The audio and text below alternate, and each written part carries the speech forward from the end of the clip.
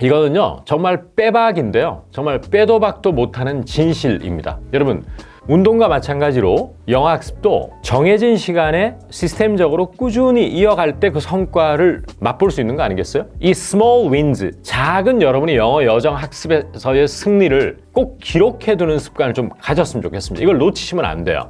꼭 기록해달라. 어떤 노트를 만들건. 자, 여러분 안녕하세요. 김조우입니다. 2025년을 맞아서 여러분들 이 영상을 보시는 모든 분들이 여러분들이 목표로 하는 영어 실력을 꼭 달성하고 그 꿈을 이룰 수 있기를 진실된 마음으로 바랍니다. 자, 오늘은 영어 학습 중에서도 이제 제가 여러분과 가장 같은 목표를 가지고 있는 스피킹과 청취를 어떻게 하면 좀 잘할 수 있을까? 오늘 공유하고 싶은 내용은 결국 영어 스피킹과 청취를 잘하는 사람들이 공통적으로 가지고 있는 특징들이라든지 습관, 또 자기 동기부여 방식, 또 환경 설정, 이거에 대한 제가 모셨던 분들 중에서 영어 학습을 성공적으로 이루어냈던 분들의 경험담을 한번 공유해보고자 합니다. 자, 이 말부터 한번 드리고 싶습니다. 이거는요 정말 빼박인데요, 정말 빼도 박도 못하는 진실입니다. 뭐냐 하면 라이프 스타일이 너무 화려한 분들은 영어 공부하기가 좀 힘들었어요. 제 학생들 중에. 라이프 스타일이 화려하다는 건 뭐냐 하면 우리가 삶을 살면서 아침에 일어나서 뭐 세수하고 또 간단하게 식사를 하고, 일하시는 분들은 출근해서 업무를 한 다음에 뭐 통상적으로 6시나 6시 반에 퇴근을 하면 집에 와서 헬스 정도 한 1시간 정도 하고, 또 가볍게 뭐 저녁을 먹고 TV를 보고 혹은 자기계발하기 위해서 독서 같은 걸 하고 주무시는 이런 스타일의 라이프 스타일, 좀 단조롭고 어쩌면 보링하죠.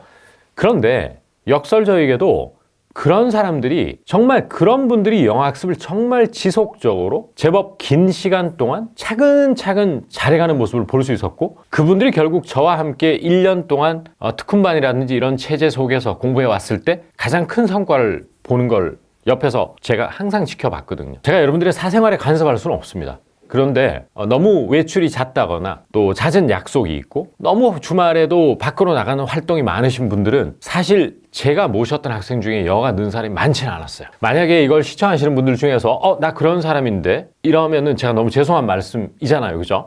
그렇긴 한데 일단 제 경험치 속에 들어오는 것으로서는 그런 분들이 영어 학습에 가장 큰 성과를 이뤘던 것 같습니다. 자, 그 말은 뭐냐 하면 오늘 제가 여러분들에게 처음으로 말씀드리고 싶은 영어 학습의 루틴화, 영어 학습의 습관화라는 주제와 맞물려 있습니다. 여러분, 운동과 마찬가지로 영어 학습도 정해진 시간에 시스템적으로 꾸준히 이어갈 때 그 성과를 맛볼 수 있는 거 아니겠어요? 어학 학습은 루틴화, 습관화가 참 중요하다고 저는 생각을 많이 합니다. 예를 들어서 어떤 분이 나는 6개월 혹은 1년 이런 단위로 목표 설정을 해두고 주 3일 영어 공부를 하는데 나는 여러 가지 성향상 자기 전에 영어 공부하는 게 좋다.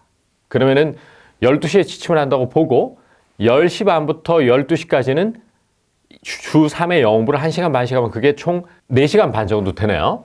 그렇게 하겠다. 뭐 10시간 하면 좋다라고 제우쌤이 얘기는 하지만 현실적으로 쉽지 않으니까 난 그렇게 하겠다. 그리고 혹시라도 토일 중에서 일요일 저녁이나 밤 시간대가 내가 시간 확보를 할 수 있는 가장 안정적인, 즉 특별한 외출이라든지 이런 변수가 발생할 가능성이 가장 적은 날이 일요일 밤이니까 그때 한 2시간 몰아서 더 하겠다 해서 6시간 반 하겠다라고 목표를 잡는 거예요.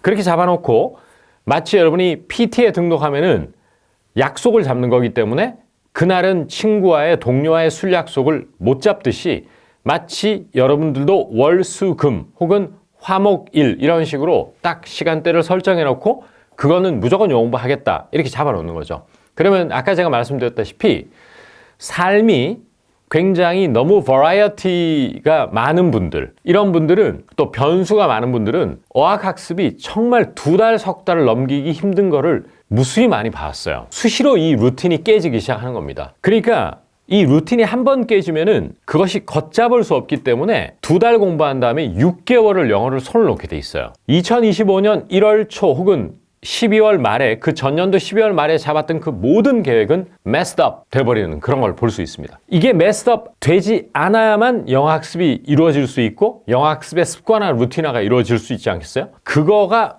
보장되지 않으면 영어 학습의, 여러분들의 그 영어 학습의 목표, 달성은 요원하다. 저는 그렇게 우선 봅니다. 자, 그러면 그러한 루틴을 만들면서 루틴화와 어학학습에 중요한 게 결국 스스로 칭찬함으로써 동기부여를 해나가는 것이 매우 중요하거든요. 그런데 저도 그렇고 또 상당수 학습자들은 내가 어떤 영어 표현이나 문장을 봤을 때 나 이거 해석이 정확하게 되고 또 어떤 문장이 미드를 보다가 들리는 것에 스스로 축하나 자축을 하기보다는 안 들려, 해석이 안 돼, 자꾸 이런 데에 대한 부정적인 생각과 좌절감 쪽에 포커스가 더 자꾸 본능적으로 맞춰지더라고요. 그러면 올해는 어떻게 공부하고 싶으냐? 내가 아는 것, 학습한 것이 어딘가에서 들렸을 때 혹은 어떤 글을 읽는데 그 표현이 나왔을 때 그것을 작은 프로그레스라고 할 수 있어요. 작은 진전과 발전, 그거를 포착을 좀 해주십시오. 의식적으로. 나 이거 배웠는데 이게 나왔네? 이러면 그거를 쓱 넘기지 마시고 반드시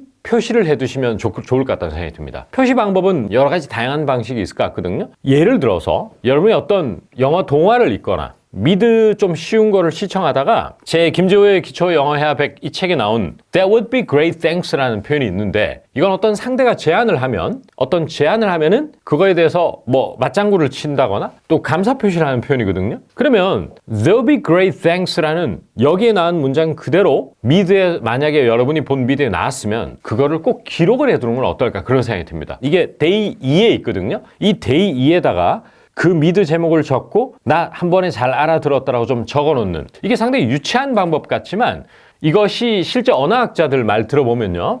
저는 이제 옛날에 코넬 대학교에서 영어를 외국어로 배우는 학습자들을 30몇 년 동안 연구한 게 있어요. 거기 보면 이걸 small wins라고 그럽니다. 작은 승리. small wins를 celebrate 하는 사람이 훨씬 영어가 많이 빨리 는다고 그러거든요. celebrate, 축하한다는 얘기죠. 자축해 주는 겁니다. 또 예를 들어서 이건 조금 기초 단계에서는 어려운데 이거는 이제 김재호의 기초 영어 회화 100 말고 김재호의 영어 회화 100에서 굉장히 제가 인강에서 강조를 했던 표현인데 상대에게 도움을 요청할 때 직설적으로 can you help me 이렇게 하지 않고 넌지시 좀 도와줬으면 싶다라고 할 때 많이 공부했던 게 이런 게 있어요. I could use your help. I could use your help. 직역을 하면 나는 너의 도움을 사용할 수 있다. 이렇게 직역할 수도 있는데 사실 그 뜻이라기보다는 좀 도와줬으면 좋겠다라고 하는 그런 뉘앙스의 표현이거든요. 여러분 가만히 생각을 해보면 아무것도 모르는 상태에서 미디어의 대표적인 게 이제 드라마라든지 뉴스라든지 뭐 테드, 연설 이런 거거든요. 유튜브에 나오는.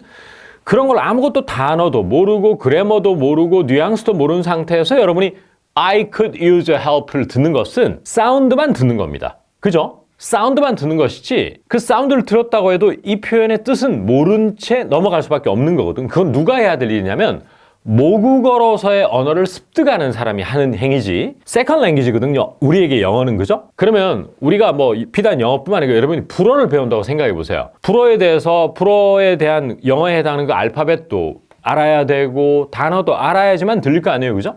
따라서 이런 학습을 통해서 조밀조밀하게 범용성이 뛰어나고 일상에서 가장 많이 쓰는 표현을 먼저 익혀두는 건 매우 중요한 일이에요. 그런 것은 시간을 많이 단축시켜줍니다.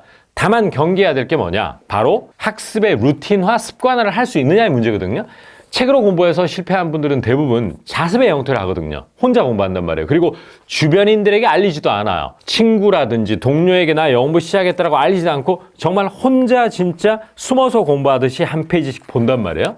그러다 보니까 좀 이건 어쨌든 공부 아니에요. 그죠? 그러니까 책을 덮어버리게 됩니다. 결국. 그러니까 반절도 못 가서 놔버리는데 그거를 이제 방지하는 시스템에 대해서는 뭐 굳이 제가 아니더라도 저희 신 박사님이 영상에서 굉장히 많이 얘기해 드립니다. 자, 말이 좀 새나갔는데 봐보세요. I could use your help라는 표현은 넌지시 좀 도와줄래 라는 표현을 그거는 김재호의 영어야 베개에서 아주 상세하게 나오는데 그걸 배웠어. 그런데 내가 떡하니 드라마를 보고 있어. I could use your help가 딱 들려. 얼마나 기뻐요? 그러면 이게 무슨 뜻인지 알죠, 이제는. 어떤 뜻이죠? 좀 도와줬으면 싶다라는 표현이잖아요. 그죠?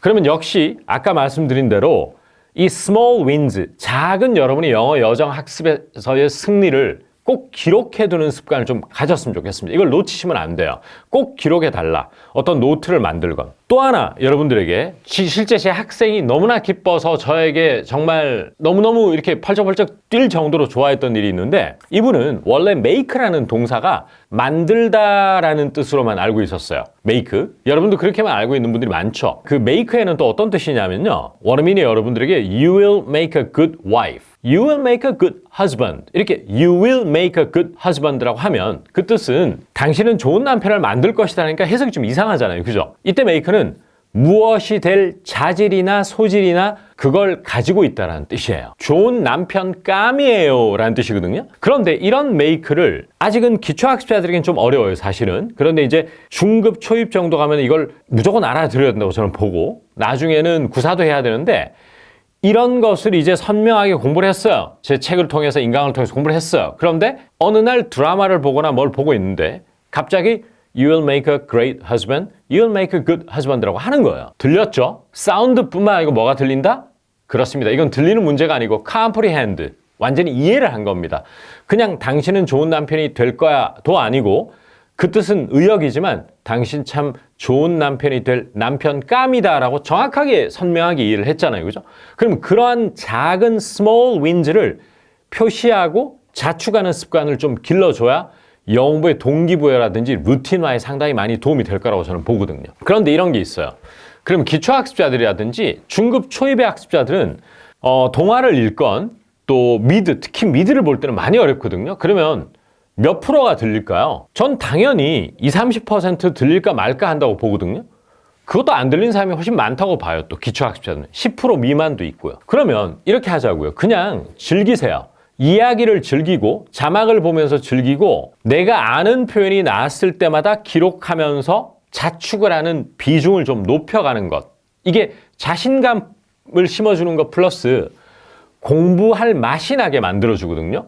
아는 거 나왔다, 아는 거 들린다가 학습이 중단되지 않는 상당히 큰 요소란 말이에요. 영어 학습의 루틴화라든지 동기부여의 가장 중요한 요소 중에 하나는 이런 들리는 게 더 적고 해석이 안 되는 게 더 많다 하더라도 조금 들리는 거를 자꾸 빨리 포착해서 기록해두는 습관, 나 이거 배워서 들었다, 자꾸 이렇게 해주는 것이 정신건강에도 좋고, 또 하나가 뭐냐면은 어떤 사람이 이렇게 부정적으로 자꾸 그런 사람이 있어. 아유, 그렇게 해가지고 어느 천년에 영어가 그렇게 늘고 50% 이상 언제 들릴까요?